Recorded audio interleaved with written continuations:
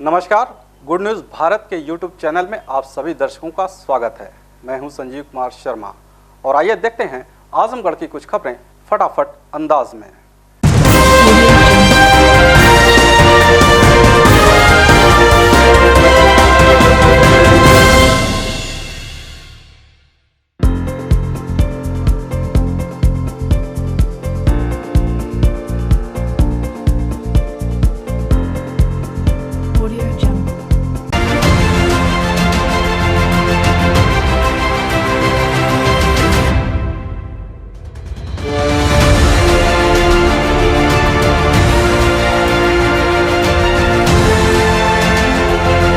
आजमगढ़ जिले के ग्राम पंचायत ढड़नी ताजपुर में मानक के विपरीत कार्य कराने पर दोषी ग्राम प्रधान को डीएम ने जारी किया कारण बताओ नोटिस। बता दें कि ग्राम पंचायत ढड़नी ताजपुर के पिंटू यादव आदि शिकायतकर्ताओं ने सीडीओ को शिकायती पत्र दिया था। आरोप लगाया था कि ग्राम पंचायत में प्रस्तावित पंचायत भवन के निर्माण में मानक के विपरीत घटिया सामग्री का उपयोग किया जा रहा है। प्रकरण की जाँच एक्सियन ग्रामीण अभियंत्रण से कराई गई, जिन्होंने डीएम को जाँच आख्या भेजी। जांच आख्या के आधार पर विकासखंड तहबरपुर की ग्राम पंचायत ढड़नी ताजपुर में पंचायत भवन का निर्माण मनमाने ढंग से कराया पाया गया, जिस पर डीएम ने जांच आख्या के आधार पर तत्कालीन ग्राम प्रधान राजेंद्र यादव, अवर अभियंता रजा अब्बास एवं सचिव प्रभाकर पांडे दोषी पाए गए। डीएम राजेश कुमार ने रिपोर्ट के आधार पर तत्कालीन ग्राम प्रधान को कारण बताओ नोटिस जारी किया है। निर्देशित किया है कि सुसंगत साक्ष्यों सहित स्पष्टीकरण 15 दिन के अंदर डीपीआरओ कार्यालय में उपलब्ध कराना सुनिश्चित करें। यदि निर्धारित समय पर संतोषजनक जवाब नहीं मिला तो पंचायत राज एक्ट के तहत वसूली की कार्रवाई की जाएगी। तांडव वेब सीरीज में धार्मिक भावनाओं को ठेस पहुंचाने का आरोप लगाते हुए आजमगढ़ जिले के शिपली कॉलेज के पास अखिल भारतीय विद्यार्थी परिषद के कार्यकर्ताओं ने पुतला फूंका। अखिल भारतीय विद्यार्थी परिषद के कार्यकर्ता शहर के शिवली नेशनल पीजी कॉलेज गेट के पास इकट्ठा हुए और तांडव वेब सीरीज के निर्माता, निर्देशक व कलाकारों के खिलाफ जमकर नारेबाजी करते हुए पुतला दहन किया। इस दौरान अखिल भारतीय विद्यार्थी परिषद के संगठन मंत्री शिवम ने कहा कि देश में जो भी इस धार्मिक भावनाओं को ठेस पहुंचाकर देश की अखंडता एकता को नुकसान पहुंचाएगा, उसके खिलाफ संगठन मजबूती के साथ विरोध करेगा। साथ ही चेतावनी दी कि यदि इस तरह के कृत्य को रोका नहीं गया तो पूरे देश में अखिल भारतीय विद्यार्थी परिषद आंदोलन करने को बाध्य होगा। इस समय देश के अंदर एक ऐसा माहौल बनाया जा रहा है कि जितने भी फिल्में बन रही हैं, वेब सीरीज बन रही हैं, उसमें हिंदू धर्म की भावनाओं को भड़काने का प्रयास किया जा रहा है। देश के अंदर एकता और अखंडता को तोड़ने की एक पूर्वानियोजित साजिश है, जिसको समझना थोड़ा सा कठिन है। हम लोग अखिल भारतीय विद्यार्थी परिषद के कार्यकर्ता भी एक तांडव वेब सीरीज आया, उसमें एक कलाकार दूसरे से कह रहा है कि सोशल मीडिया पे भगवान राम के फॉलोअर बढ़ रहे हैं। ये भगवान राम का देश है, इसमें भगवान राम के फॉलोअर नहीं बढ़े तो किसके फॉलोअर बढ़ेंगे। इसलिए आज हम लोगों ने एक पुतला दहन किया है और पुतला दहन के माध्यम से हम लोग चेतावनी देना चाहते हैं कि अगर भविष्य में ऐसी चीज़ों को बंद करने का प्रयास नहीं किया गया और बंद नहीं किया गया तो विद्यार्थी परिषद के कार्यकर्ता पूरे देश में आंदोलन को बांध देंगे। आजमगढ़ जिले के अमौड़ा प्रधान पति की हत्या में वांछित 3 अभियुक्तों को पुलिस ने अमलिया तिराहे से किया गिरफ्तार। बता दें कि गंभीरपुर थाना क्षेत्र के अमौड़ा गांव निवासी 38 वर्षीय मनीष राय की बदमाशों ने 18 जनवरी की रात गोली मारकर हत्या कर दी थी। मनीष राय की पत्नी अमौड़ा गांव की निवर्तमान प्रधान है। हत्या के मामले में परिजनों ने 9 लोगों के खिलाफ नामजद मुकदमा दर्ज कराया था। इस मामले में पुलिस ने मुखबिर की सूचना के आधार पर क्षेत्र के अमलिया तिराहे के पास हाईवे से 3 नामजद अभियुक्तों को गिरफ्तार कर लिया। गिरफ्तार अभियुक्तों में चंद्रशेखर उर्फ गुरऊ, राजेंद्र प्रजापति व जयप्रदा राय गंभीरपुर थाना क्षेत्र के अमौड़ा गांव के निवासी हैं। आजमगढ़ जिले में पीएम आवास योजना ग्रामीण के तहत 22,429 लाभार्थियों के खाते में भेजे गए ऑनलाइन 9,278.80 लाख रुपए। बता दें कि इससे पूर्व प्रधानमंत्री नरेंद्र मोदी ने नई दिल्ली से प्रधानमंत्री आवास योजना ग्रामीण के अंतर्गत वर्ष 2020-21 में 5.30 लाख लाभार्थियों को आवास निर्माण की प्रथम किस्त एवं 80,000 लाभार्थियों को द्वितीय किस्त, कुल 6.10 लाख लाभार्थियों को 2690.77 करोड़ ऑनलाइन हस्तांतरण किया गया। इस दौरान प्रधानमंत्री ने वाराणसी, अयोध्या, बहराइच, लखीमपुर खीरी एवं चित्रकूट के लाभार्थियों से बातचीत भी की गई। इसी कड़ी में आजमगढ़ एनआईसी सभागार में मंडलायुक्त विजय विश्वास पंत, जिलाधिकारी राजेश कुमार व मुख्य विकास अधिकारी आनंद कुमार शुक्ला की उपस्थिति में जनपद आजमगढ़ में प्रधानमंत्री आवास योजना ग्रामीण के अंतर्गत वर्ष 2020-21 के 21,405 लाभार्थियों को प्रथम किस्त एवं 1,024 लाभार्थियों को द्वितीय किस्त, कुल 22,429 लाभार्थियों को 9,278.80 लाख ऑनलाइन हस्तांतरण किया गया। इस दौरान जिलाधिकारी ने बताया कि जनपद आजमगढ़ में प्रधानमंत्री आवास योजना ग्रामीण के अंतर्गत वर्ष 2020-21 में 22,885 आवासों का लक्ष्य आवंटित किया गया है, जिसमें 22,185 आवास स्वीकृत हो चुके हैं। आजमगढ़ डीएम ने बाल श्रम उन्मूलन समिति की बैठक में विभिन्न प्रतिष्ठानों पर कार्यरत बच्चों को अवमुक्त कराने का दिया निर्देश। बता दें कि जिलाधिकारी राजेश कुमार की अध्यक्षता में कलेक्ट्रेट सभागार में बाल श्रम उन्मूलन जनपद समिति की समीक्षा बैठक संपन्न हुई। बैठक में जनपद के विभिन्न प्रतिष्ठानों, व्यवसायों के निरीक्षण एवं उनमें कार्यरत बाल किशोर श्रमिकों के चिन्हांकन एवं जनपद में विशेष बाल श्रम विद्यालयों के संचालन हेतु स्टाफ कर्मचारियों के चयन पर चर्चा की गई। इस दौरान जिलाधिकारी ने निर्देश दिए कि जनपद के विभिन्न प्रतिष्ठानों, होटल, ढाबा, ईंट भट्टों एवं अन्य व्यावसायिक प्रतिष्ठानों पर अभियान चलाकर बच्चों को अवमुक्त कराया जाए तथा पूर्व में वर्ष 2018-19 NCLP के अंतर्गत सर्वेक्षित बच्चों का भौतिक सत्यापन जिला बेसिक शिक्षा विभाग के माध्यम से किए जाने तथा सत्यापन के उपरांत मानक के अनुसार पात्र पाए जाने पर विद्यालय संचालन हेतु अग्रेतर कार्रवाई किए जाने के निर्देश दिए गए। इसके साथ ही जिलाधिकारी ने विद्यालयों के संचालन हेतु जेम पोर्टल के माध्यम से कार्मिकों का चयन किए जाने के निर्देश दिए। जिलाधिकारी ने तहसील स्तर पर उप जिलाधिकारी को निर्देशन में ईंट भट्टा स्वामियों के साथ बैठक कर ईंट भट्टों पर कार्यरत श्रमिकों का उत्तर प्रदेश भवन एवं अन्य संनिर्माण कर्मकार कल्याण बोर्ड के अंतर्गत ऑनलाइन पंजीकरण कराए जाने हेतु निर्देश दिए गए। उन्होंने कहा कि जिन भट्टा स्वामियों द्वारा अपने श्रमिकों का पंजीकरण नहीं कराया जाएगा तो उनके विरुद्ध नियमानुसार कार्रवाई करेंगे। आजमगढ़ जिले के अंबेडकर पार्क में 7 सूत्रीय मांगों को लेकर दिव्यांगों ने किया धरना प्रदर्शन, सौंपा ज्ञापन। बता दें कि दिव्यांग कल्याण समिति के बैनर तले जिले के कोने कोने से आए दिव्यांगों ने अपनी मांगों के समर्थन में जिलाधिकारी कार्यालय के सामने स्थित अंबेडकर पार्क में धरना प्रदर्शन करते हुए जमकर नारेबाजी की। भारी संख्या में पहुंचे दिव्यांगों को देखकर जिला प्रशासन ने सदर एसडीएम गौरव कुमार को धरनारत दिव्यांगों के पास भेजा, जहां समिति के पदाधिकारियों ने उन्हें ज्ञापन सौंपा। इस दौरान समिति के पदाधिकारियों ने बताया कि दिव्यांगजनों को वन नेशन वन पेंशन के तर्ज पर मासिक पेंशन दिया जाए, सभी दिव्यांगों को आवास आवंटित किया जाए, 1 किलोवाट निःशुल्क विद्युत दिया जाए, प्रत्येक दिव्यांगों को 35 किलो राशन मुफ्त दिया जाए, दिव्यांगों का आयुष्मान कार्ड बनवाया जाए, शिक्षित बेरोजगार दिव्यांगों को सरकारी व अर्ध सरकारी के रिक्त पदों पर नौकरी दिया जाए, दिव्यांगों को अलग से राष्ट्रीय दिव्यांग आयोग का गठन किया जाए। वहीं एसडीएम सदर गौरव कुमार ने बताया कि दिव्यांगजनों की जो भी मांगे हैं वे नीतिगत हैं, जिसे शासन स्तर पर ही हल किया जा सकता है। जिला प्रशासन स्तर पर जो भी इनकी मांगे हैं उसे जरूर पूरा किया जाएगा। तो ये मांगों इनकी देखी गई हैं, जो यहाँ दिव्यांगजन को लेकर ये लोग आए हैं। इनकी जितनी भी मांगे हैं सभी नीतिगत मांगे हैं, सभी पॉलिसी मैटर्स है। चाहे वो दिव्यांगजनों को मुफ्त बिजली प्रोवाइड कराना हो, आवासों में उन्हें वरीयता दी जानी हो, सभी पॉलिसी मैटर्स हैं। इन पर निर्णय जो है वो शासन स्तर पर लिया जाना है। मेरा इनसे यही अनुरोध है कि ये अपना मांग पत्र हमें सौंप दें, हम उचित माध्यम से इनका मांग पत्र शासन को पहुंचा देंगे ताकि इनके जितने भी ग्रीवेंस हैं उनका सिस्टमिक रूप से एड्रेसल किया जा सके और यहाँ पर इस प्रकार शांति व्यवस्था भंग करने से किसी का भी जो है समाधान नहीं हो पाएगा। जहाँ तक बात है किसी के पेंशन प्रकरण के अटकने की या गलत नाम कटने की, उसके लिए मैंने आज भी जहानागंज में कैंप लगवाया है।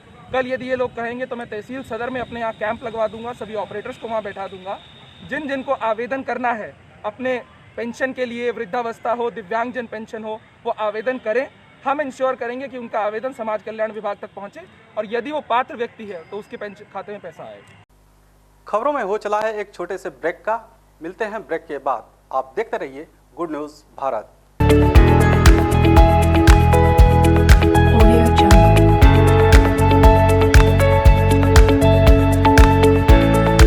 ब्रेक के बाद एक बार फिर आपका स्वागत है और आइए देखते हैं आजमगढ़ की कुछ खबरें फटाफट अंदाज में।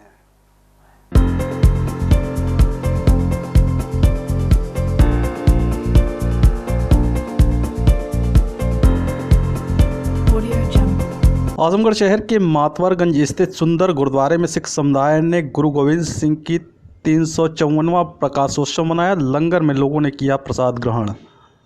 बता दें कि सिख धर्म के 10वें गुरु गुरु गोविंद सिंह जी महाराज की जयंती पूरे देश के साथ ही आजमगढ़ जिले में भी सिख धर्म के अनुयायियों ने धूमधाम के साथ मनाया। शहर के मातवरगंज स्थित सुंदर गुरुद्वारे में शबद कीर्तन पाठ के साथ ही सिख समुदाय के लोगों ने भाग लिया। इस दौरान लोगों ने गुरुद्वारा कमेटी के द्वारा चलाए जा रहे लंगर पर प्रसाद ग्रहण किया। कमेटी के पदाधिकारियों ने बताया कि गुरु गोविंद साहब की जयंती पर कोविड-19 प्रोटोकॉल का पालन करते हुए कार्यक्रम किया जा रहा है।